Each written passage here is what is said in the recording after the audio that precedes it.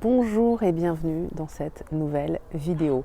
Si tu as tendance à stresser, à avoir peur de faire le mauvais choix, à douter beaucoup de toi, à être inquiète pour l'avenir proche ou lointain, cette vidéo est pour toi. Aujourd'hui, j'ai envie qu'on évoque les causes de ces sensations, ces ressentis hyper désagréables et puis surtout qu'on parle ensemble de ce qui pour moi est la meilleure solution. Je suis Joanne Tatam, je suis coach en empowerment féminin et je m'intéresse tout particulièrement aux transitions de vie, aux changements de vie et à notre identité, l'évolution de notre identité au fil de nos saisons de vie.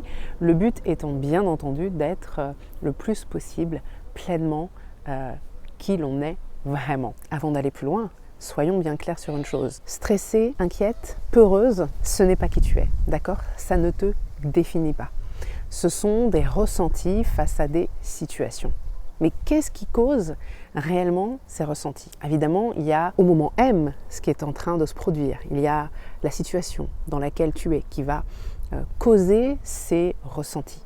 Et il va de soi que, par exemple, quand tu es dans une situation extrême, si tu as des gros problèmes d'argent, si tu as des gros problèmes de santé, si tu as du mal à mettre à manger sur la table, à payer ton loyer, que sais-je, évidemment que tu vas être stressé. Si tu vis dans l'incertitude financière ou professionnelle ou même sentimentale, évidemment que tu vas être plus facilement inquiète. Mais évidemment, il n'y a pas que ça qui est à l'œuvre au moment où tu ressens ces émotions. Il y a certes la situation actuelle, mais il y a aussi tout le bagage avec lequel tu viens dans cette situation. Donc, à la fois, tous les conditionnements, toutes tes expériences passées, la façon dont tu as été élevé, les messages que te renvoie la société, et bien entendu, les traumas que tu as pu connaître au fil de ta vie, et ce, depuis ton enfance.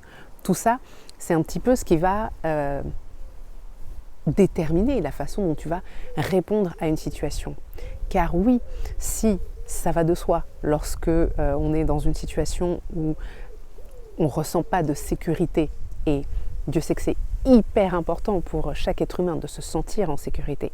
Si donc la situation que tu es en train de vivre fait que tu n'es pas en sécurité, ce qui rend tout à fait logique de se sentir stressé, dans le doute, etc., eh bien, il y a tout de même des personnes qui vont parvenir à répondre à ce type de situation avec beaucoup plus de calme, beaucoup plus de sérénité, de lâcher prise, etc., etc. Qu'est-ce qui fait la différence entre une personne qui va prendre les choses avec beaucoup de philosophie, quelles que soient les difficultés, et une personne qui est extrêmement stressée face aux difficultés du quotidien, ou même une personne qui va stresser alors même qu'il n'y a pas forcément de difficultés qui se présentent au moment M? Évidemment, le passé, les choses qu'on a vécues. Et j'ai envie de dire que au-delà de ça, il y a un problème de déconnexion. Déconnexion de quoi? Déconnexion de ta nature profonde. Déconnexion à toi-même, déconnexion à l'univers, déconnexion au divin, à ta foi, etc. Il y a plusieurs approches pour résoudre le problème étant ces émotions négatives. Première approche, évidemment, c'est de travailler sur la situation qui se présente.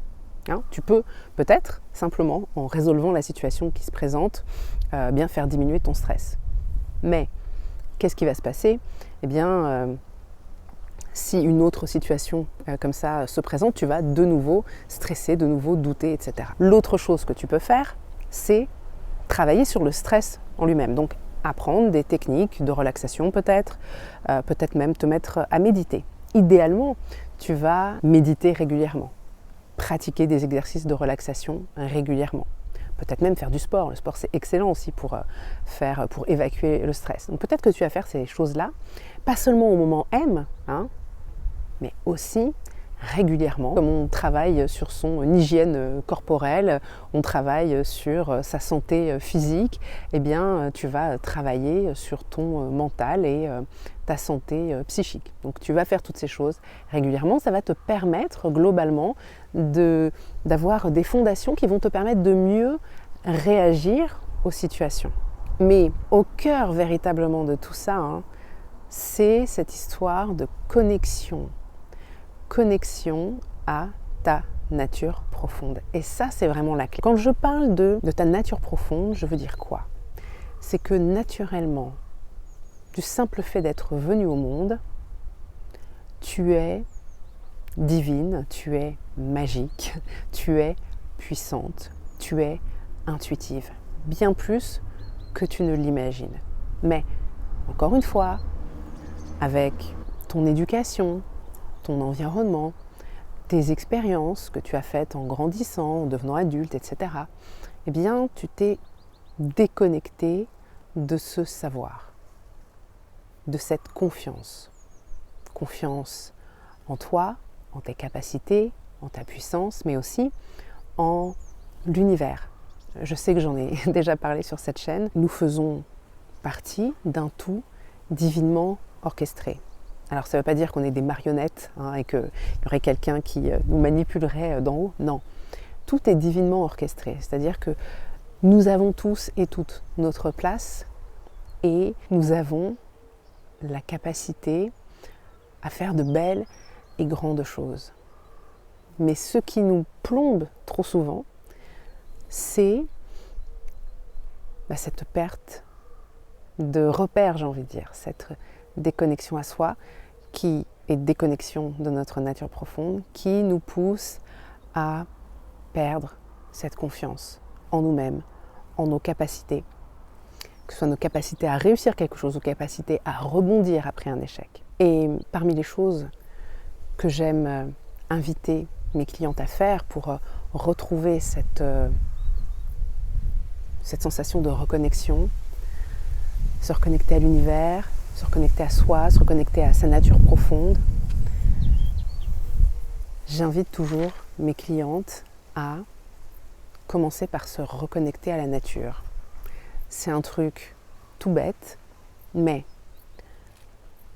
plus on passe de temps dans la nature, plus on est sereine, plus on est apaisé, plus on se sent bien, plus on se sent à sa place, plus on passe de temps dans la nature et plus on prend le temps d'observer la nature, et plus on se rend compte à quel point tout est à sa place, tout est parfait, même en étant imparfait, et tout s'agence de façon assez magique. Et honnêtement, c'est parfois très difficile à expliquer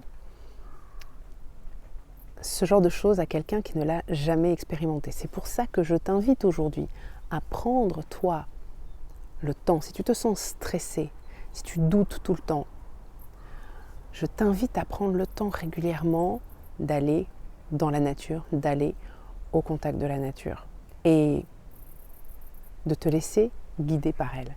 Alors tu peux le faire aussi en t'inscrivant à ma série de vidéos gratuites Apaiser, Reconnecter et Inspirer. Dans cette série de vidéos, je te guide vraiment pour t'aider à créer cette reconnexion avec la nature, mais cette reconnexion à toi-même et à ta nature profonde. Et puis si tu as envie d'aller plus loin, évidemment, tu peux rejoindre le cercle, mon cercle de femmes en ligne. Les inscriptions sont ouvertes actuellement et le thème du prochain cycle, le fil rouge de l'automne, ça va être solide et sereine. Tu peux aller là et en barre de description, je te mets toutes les infos. Mais vraiment, ça commence par quelque chose d'aussi simple que d'aller dans la nature. Et dans la nature, ça n'a pas besoin d'aller en plein milieu de la campagne, en plein milieu d'une forêt, loin de tout et de tout le monde, etc. Ça peut être simplement un parc, ça peut être un jardin, tout endroit où il y a de la nature, tout moment où tu peux en profiter pour observer, contempler, écouter. Comme les exercices de relaxation, comme le sport, comme toutes ces choses-là, c'est une pratique à renouveler aussi, j'allais dire aussi souvent que nécessaire, non, aussi souvent que possible, d'accord? Parce que quand on se dit qu'on va faire quelque chose aussi souvent que nécessaire, ça veut dire généralement qu'on va attendre la dernière minute quand c'est trop tard, entre guillemets, ou presque, quand on se sent beaucoup trop stressé, etc. Évidemment, si tu te sens hyper stressé, inquiète pour l'avenir, etc., oui, prendre le temps d'aller comme ça au contact de la nature, ça ne te fera que du bien.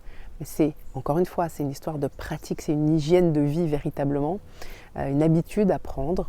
À toi de choisir où, à toi de choisir comment, à toi de choisir quand.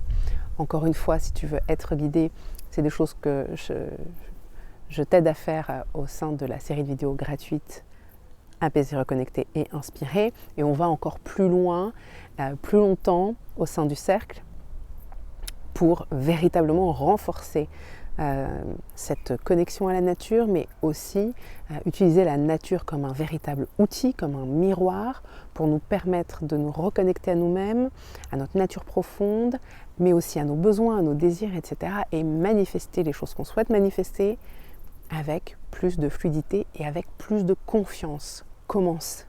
N'attends pas. Qu'il pleuve, qu'il vente, qu'il neige. N'attends pas. Pour commencer par te reconnecter à la nature, si tu souhaites te reconnecter à ta nature profonde vraiment. C'est pas une baguette magique et instantanée comme ça. Mais c'est quelque chose de tellement profond que si tu prends le temps de le faire véritablement régulièrement, tu vas sentir un changement profond. Ok ? Et puisque l'idée, c'est un principe de reconnexion, si tu peux le faire en étant entouré, si tu peux le faire avec d'autres personnes, renforcer cette connexion aux autres aussi, tu verras que ce sera encore plus puissant. C'est aussi pour ça que j'ai créé un cercle de femmes, c'est parce que le pouvoir du groupe est extrêmement puissant et nous aide à nous reconnecter aussi à notre propre puissance. Donc voilà, encore une fois, il y a un tas de raisons pour lesquelles on peut être stressé, inquiète, dans le doute, etc. Mais si tu vas au-delà de la surface, tu enlèves une couche, puis une autre, je t'assure que cette reconnexion à ta nature profonde, qui passe par une reconnexion à la nature dont tu fais partie depuis toujours, et dans laquelle tu as ta place, et tu es à ta bonne place, en tout temps, quoi qu'il arrive, quoi que tu fasses, c'est une clé extrêmement puissante. J'espère que cette vidéo t'aura aidé. J'espère surtout que tu vas mettre en pratique. J'espère surtout que tu vas passer à l'action. J'espère surtout que oui, tu vas aller chercher cette connexion, cette reconnexion et que tu nous partageras en commentaire ce que tu ressens au contact de la nature. J'aimerais aussi savoir si cette connexion à la nature, c'est quelque chose de simple ou pas pour toi. C'est quelque chose d'inné ou pas pour toi. Ça ne l'a jamais été pour moi. Je suis parisienne à la base, vraiment une pure citadine. Et j'ai connu ces moments de connexion, d'inspiration, etc. au contact de la nature. Mais j'ai toujours lutté contre. Il y a une part de moi qui luttait contre. Et c'est en grandissant, entre guillemets, en vieillissant, en prenant de l'âge, et finalement en m'installant à la campagne que ça m'a tellement sauté aux yeux. Et aujourd'hui, j'ai envie de le transmettre plus encore, et y compris à des personnes qui sont citadines à la base.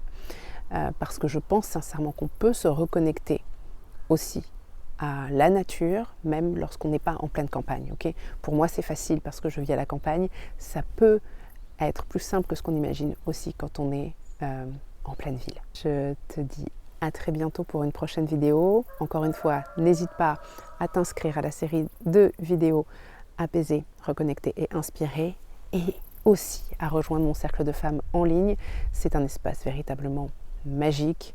On y a de très beaux échanges, de très beaux partages. C'est extrêmement riche. Tu es la bienvenue. À bientôt.